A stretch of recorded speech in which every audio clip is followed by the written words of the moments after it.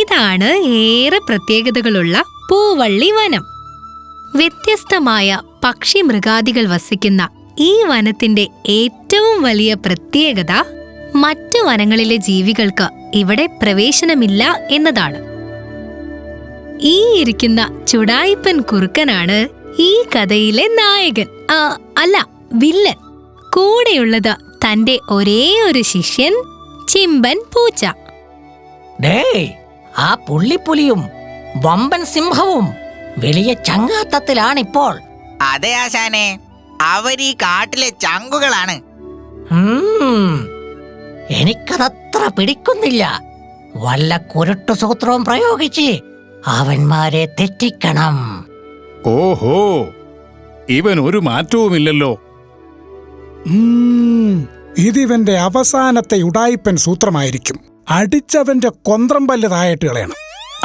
എന്തായാലും നമുക്കൊന്നും അറിയാത്തതുപോലെ ഭാവിക്കാം. എന്താ ചെയ്യാം? ഇത്തിരി സൗന്ദര്യം കൂടിപ്പോയത് എന്റെ കുറ്റമാണോ?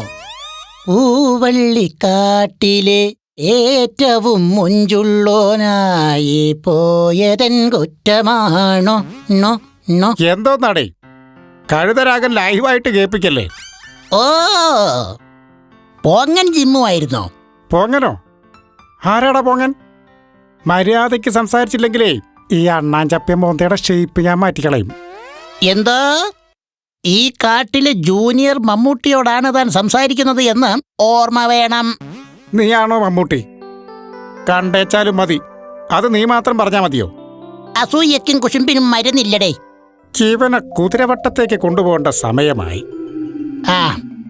അതൊക്കെ ഇരിക്കട്ടെ, നീ എവിടേക്കാ?